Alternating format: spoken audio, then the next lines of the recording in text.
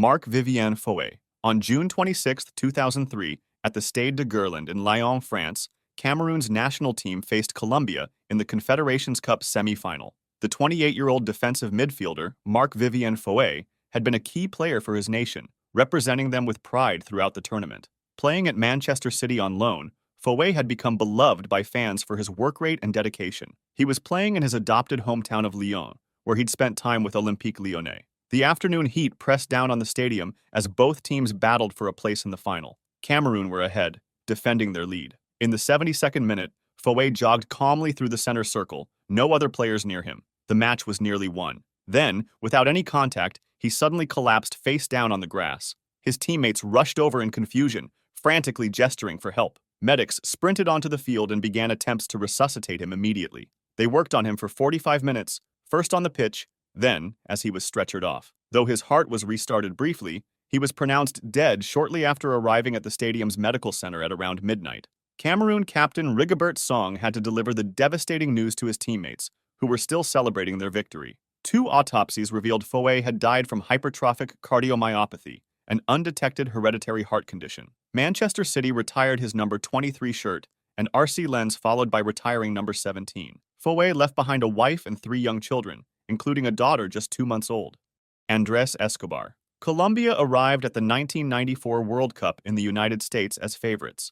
They demolished Argentina 5-0 in Buenos Aires, with Brazilian legend Pelé tipping them to win the tournament. The 27-year-old defender Andrés Escobar, known as the Gentleman of Football, captained the talented squad with professionalism and grace. But their opening match against Romania ended in a shocking 3-1 defeat. The pressure mounted.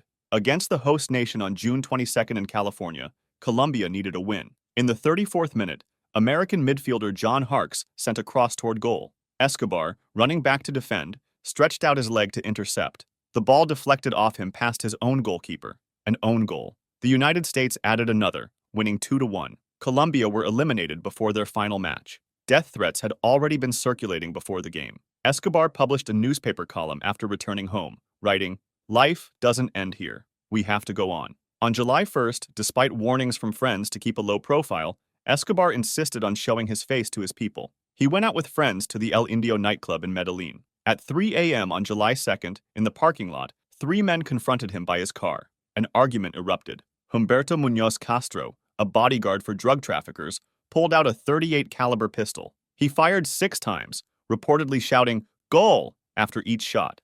Escobar died 45 minutes later at the hospital. An estimated 120,000 people attended his funeral, a nation mourning its fallen captain. Sometimes in life, danger hides in places we'd never expect, or in actions we'd never believe people were capable of. I found this out the hard way when I searched my own name and email on the internet. Page after page of data broker sites had my private details, old addresses, phone numbers, even information about my family, all just sitting there for anyone to access. It feels violating. Data brokers collect and sell your information without your consent, making billions in the process. And while they're technically supposed to remove it if you ask, the process is so frustrating and complicated that most people just give up. That's where today's sponsor, Aura, comes in. Aura handles this automatically. They get your information taken down from these sites, and they keep it off. I use Aura myself, and I recommend it to my family and friends because it's the only way I actually feel protected online. But Aura is much more than just data removal. It's a full digital security platform. It alerts you if your info shows up on the dark web, gives you real-time fraud alerts for your bank and credit accounts, and includes a secure VPN, antivirus, a password manager, and 24/7 US-based support. And if anything ever does happen, they back you with $5 million in identity theft insurance. It's honestly infuriating that companies profit by selling our private lives like products. That's why I chose Aura. And you can try it free for 14 days with my link in the description or the pinned comment. In just 2 weeks, you'll see exactly how much of your personal information is being exposed. I wouldn't go online unprotected anymore, and neither should you. Thanks to Aura for sponsoring this video. Diogo Jota. On the evening of July 2nd, 2025, Liverpool forward Diogo Jota left his wedding celebration in Portugal, having married his longtime partner Ruth Cardoso just 10 days earlier. The 28-year-old Portuguese international had just won the Premier League title and was preparing to rejoin his squad for pre-season training. He'd recently undergone minor surgery and was advised not to fly, so he planned to drive to Santander in northern Spain to catch a ferry to England. His younger brother André Silva, a 25-year-old footballer with Penafiel, accompanied him for the journey. Shortly after midnight on July 3rd, their car, a Lamborghini, was traveling along the A52 motorway near Cernadilla in Zamora, northwestern Spain. The highway cut through isolated countryside near the Portuguese border. Witnesses later reported no other vehicles were involved. At high speed, potentially exceeding 125 miles per hour, something went catastrophically wrong. Police investigators believe a tire may have blown during an overtaking maneuver. The vehicle veered off the road, struck a guardrail, and erupted into flames. Both brothers were killed instantly. Emergency services arrived to find the car engulfed in fire, spreading to nearby vegetation. Authorities used documents recovered at the scene and the license plate for preliminary identification, later confirmed by forensic testing. Jota left behind his wife and 3 young children. His death shocked the football world, occurring the same week his wedding video had been posted online. Liverpool retired his number, and tributes poured in from teammates, opponents, and fans worldwide. Emiliano Sala. On January 21, 2019, Argentine striker Emiliano Sala was en route from Nantes to Cardiff, having just completed a club record £15 million transfer to Cardiff City. The 28-year-old was excited to begin his Premier League career, but had been advised not to fly commercially following minor surgery. Football agent Willie McKay arranged a private charter flight on a single-engine Piper Malibu aircraft. The pilot, David Ibbotson, held only a private license, not qualified for commercial operations or night flying. His rating for the aircraft had expired months earlier. Shortly before departure, Sala sent a WhatsApp voice message to friends. "I'm up in this plane that feels like it's falling to pieces. Man, I'm scared." At 19:15 GMT, the aircraft departed Nantes Atlantique Airport. 90 minutes into the flight, crossing the English Channel, Ibbotson requested to descend from 5,000 to 2,500 feet to maintain visual contact with the ground. At 2023, radar contact was lost 13 nautical miles north of Guernsey. The aircraft had broken apart mid-air after Ibbotson lost control while maneuvering to avoid clouds, exceeding the plane's structural limits. Carbon monoxide had been leaking into the cabin from a faulty exhaust system. Post-mortem examination revealed Sala had a carboxyhemoglobin level of 58%, meaning he would have been deeply unconscious, possibly suffering seizures or cardiac arrest before the crash. His body was recovered weeks later from the wreckage on the seabed. Ibbotson's body was never found. Sala left behind his partner and their young daughter. The flight organizer, David Henderson, was later convicted and imprisoned. José Antonio Reyes. On June 1, 2019, former Arsenal and Sevilla winger José Antonio Reyes finished training with his club Extremadura in Spain's second division. The 35-year-old hadn't been selected for the next day's match against Cadiz, so he decided to drive home to Seville to spend time with his wife and children. Reyes had enjoyed a glittering career, winning 5 UEFA Cups, 3 with Sevilla, and being part of Arsenal's legendary Invincibles squad that went unbeaten throughout the 2003-04 Premier League season. He'd been called back to Spain's second tier, attempting to prolong his playing days. His 23-year-old cousin Jonathan accompanied him in the Mercedes, with another cousin, Juan Manuel Calderón, also in the vehicle. They departed mid-morning for the journey along the A376 highway toward Utrera, near Seville. According to witnesses and police investigation, the Mercedes was traveling at extremely high speed, potentially exceeding 125 miles per hour in a zone limited to 75. Around 11:40 a.m. near Utrera, catastrophe struck. Whether from a tire blowout or steering failure, the vehicle lost control, left the road, and overturned multiple times. The Mercedes became a fireball, black smoke billowing into the sky. Reyes and Jonathan were killed instantly. Calderón survived with severe burns covering 60% of his body. Emergency services could only watch as the wreckage burned. The football world reacted with shock. Real Madrid, Atletico Madrid, Arsenal, and Sevilla all paid tribute. A minute's silence was held at that evening's Champions League final in Madrid. Reyes left behind his wife and 3 children, including a son who would never remember his father. Peter Biaksangzuala. On October 14, 2014, in the northeastern Indian state of Mizoram, Bethlehem Vengthlang FC were trailing 1-0 against Chanmari West FC in the Mizoram Premier League. The 23-year-old defensive midfielder Peter Biaksangzuala was known as a hardworking player who read the game brilliantly, broke up attacks, and protected his defenders. Goals weren't his specialty. In the 62nd minute, a free kick bounced inexplicably through the box, past Chanmari's goalkeeper, struck the post, and fell to Biaksangzuala. He poked home the equalizer. Elation swept over him. He'd scored. His teammates would remember his celebration. Like German striker Miroslav Klose, whom he admired, Biaksangzuala attempted a series of acrobatic flips, He cartwheeled perfectly, then launched into a backflip. But something went catastrophically wrong in mid-rotation. He didn't complete the flip. Instead, he came down hard, landing directly on his head and neck. The impact crumpled his spine. His body went limp, face down on the pitch. Teammates rushed over to celebrate,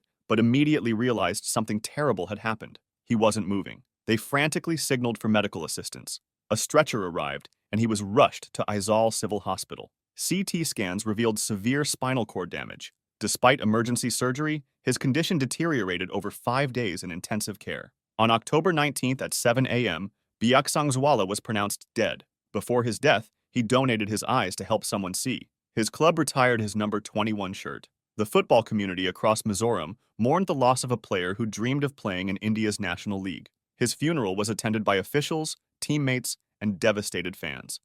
Diego Maradona. In early November 2020, Diego Maradona underwent emergency surgery for a subdural hematoma, bleeding on his brain. The 60-year-old Argentine legend, widely considered one of football's greatest players, was recovering at a private residence in Tigre, a suburb north of Buenos Aires. Despite decades of health issues related to cocaine and alcohol addiction, Maradona was discharged to home hospitalization rather than remaining in a medical facility. His personal physician, Leopoldo Luque, and psychiatrist Agustina Kosachov oversaw his care alongside nurses and other medical staff. In the days following surgery, warning signs emerged. Maradona's condition was deteriorating, but the medical team failed to recognize the severity. No doctor was consistently present at the house.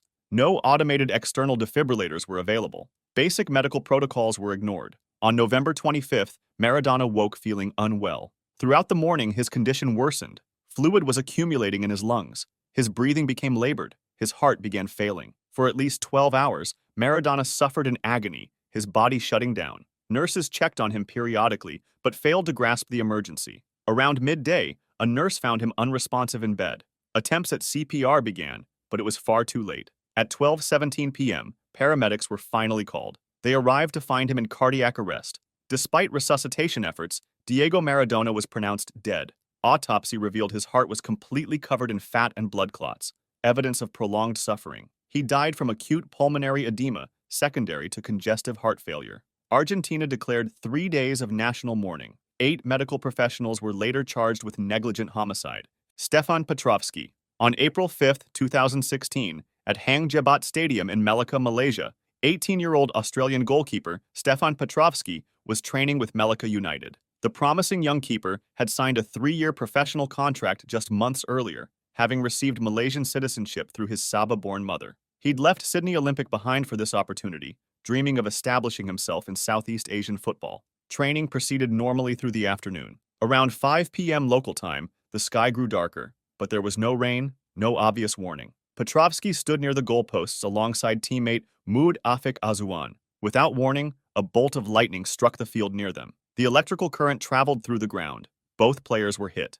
Azuan fell, but regained consciousness relatively quickly. Petrovski stopped breathing immediately. Witnesses rushed to help as medical staff attempted resuscitation. No automated external defibrillators were present. No doctor was on site.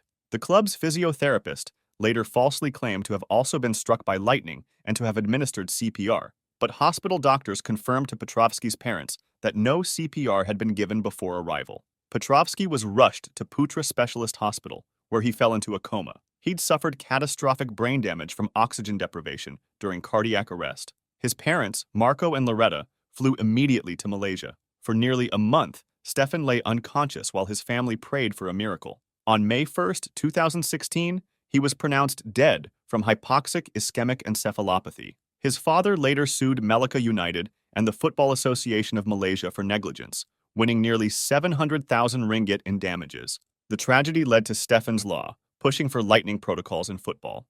Muhannad Fadl al-Lili. On June 26, 2025, in the Maghazi refugee camp in central Gaza, Palestinian footballer Muhannad al-Lili was at home with his family. The 30-year-old had risen through Khadamat al-Maghazi's youth system, helping the club reach the Palestinian Premier League in 2016. He'd played for Palestine's national team and had recently married, with wedding photos shared proudly on social media. His wife had left Gaza for Norway before the war intensified, traveling for work. During the conflict, she gave birth to their son abroad. Al-Lili had desperately tried to leave Gaza to meet his child, but couldn't secure safe passage through the blockade. Around 5 p.m. as evening approached, an Israeli drone circled overhead. Without warning, it fired a missile directly at the third-floor bedroom of al-Lili's family home. The explosion was devastating. The missile struck with precision, causing the bedroom to collapse. Al-Lili suffered massive head trauma and severe skull hemorrhage from the impact.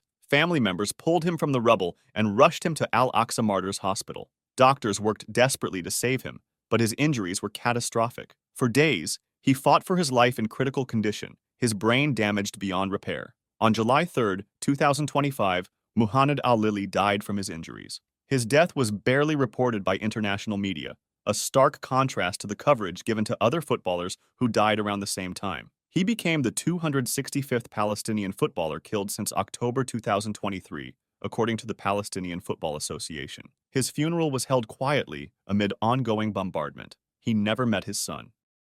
Miklós Fehér. On January 25, 2004, Benfica traveled to Guimarães to face Vitória in a crucial Portuguese league match. The 24-year-old Hungarian striker Miklós Fehér came on as a substitute in the 59th minute, hoping to help secure 3 points for his struggling team. Minutes later, Fernando Aguiar scored, giving Benfica a 1-0 lead. All that remained was to hold on. As the match entered injury time, Vitória had a throw-in near Benfica's area. Fehér positioned himself to waste time, stepping in the way of the throw. The referee pulled out a yellow card for time wasting. Fehér gave the official a sheepish, knowing smile, accepting the booking. The smile would be the last image many would have of him. He turned away from the referee, bent forward as if to catch his breath, then suddenly fell backward, collapsing lifelessly onto the pitch. His teammates rushed over in alarm, followed immediately by medical personnel from both teams. They prevented him from swallowing his tongue as they realized he was unconscious.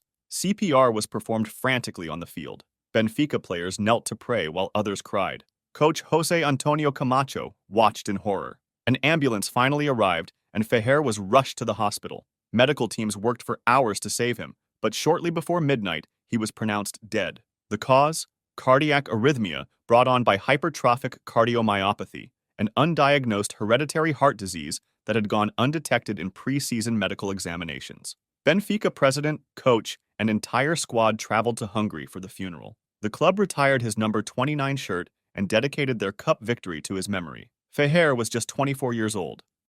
Davide Astori.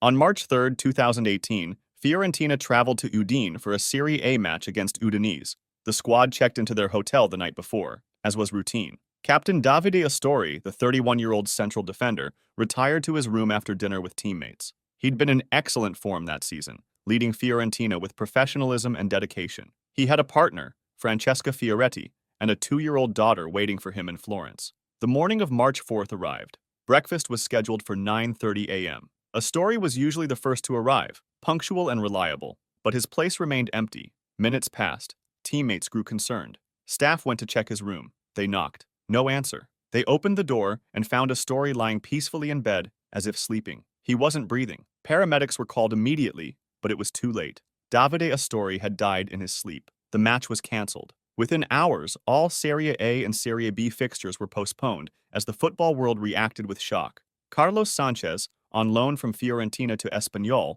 collapsed when he heard the news. Cagliari coach Diego Lopez, who'd played and coached Astori, required medical treatment. Autopsy revealed he'd suffered cardiac arrest caused by an undetected arrhythmogenic cardiomyopathy. His team doctor, Giorgio Galanti, had cleared him to play twice despite stress tests showing cardiac arrhythmias that should have prompted further investigation. Galanti was convicted of involuntary manslaughter and sentenced to 1 year in prison, ordered to pay over €1 million in damages to Astori's family. Fiorentina retired his training ground in his honor, and Italian football stood still. Suleiman al-Obeid.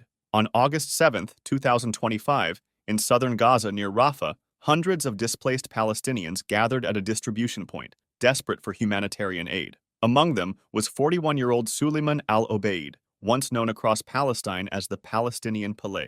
Born in Gaza City, al-Obeid had earned legendary status through his extraordinary career, scoring over 100 goals and representing Palestine's national team 24 times. He'd been the league's top scorer for 3 consecutive years between 2015 and 2018. His elegance on the pitch earned him nicknames like the Gazelle and the Black Pearl. For Palestinian children in refugee camps, he embodied hope. His family's home had been destroyed earlier in the conflict, forcing them to live in tents among the ruins of Gaza City. With 5 children to feed and famine spreading across the enclave, al-Obeid joined the crowd waiting for food distribution. As people queued peacefully, an Israeli tank opened fire on the gathering. Al-Obeid was struck by gunfire and killed instantly. His widow, Doa, would later describe how he'd trained every single day, even during bombardments, planning to play until age 50. On August 9th, UEFA posted a brief tribute. Farewell to Suleiman al-Obeid, the Palestinian Pelé. A talent who gave hope to countless children, even in the darkest of times. The statement made no mention of how he died. Liverpool star Muhammad Salah, one of football's biggest names and the highest-profile Arab player in the sport, responded publicly, "Can you tell us how he died, where, and why?" His post received over 1 million likes within hours, sparking global conversation about the silence surrounding Palestinian deaths. If you'd like to see more stories like this, make sure to subscribe and feel free to drop suggestions for the next video in the comments.